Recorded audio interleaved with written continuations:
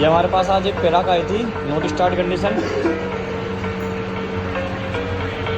Self लेने पर भी स्टार्ट नहीं हो रही थी, तो इसमें ये जो वन वे का बेरिंग होता है तो ये बिल्कुल ख़राब निकला है।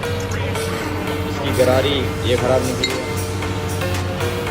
हम वन वे कंपाउंड में यहाँ निशान आ रहे हैं, इसकी वजह से कि साथ में सेल्फ देते हैं ना जब, तो रेस भी दे देते हैं साथ में। जबकि हमारी जावा के अंदर क्या है, सिर्फ खाली सेल्फ का बटन दबाना होता है, गाड़ी स्टार्ट हो जाती है।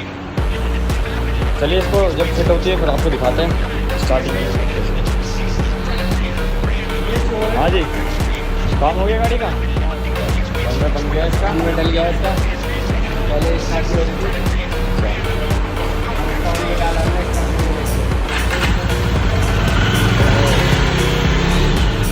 तो हमारी गाड़ी ओके, मिलते हैं नेक्स्ट वीडियो के साथ।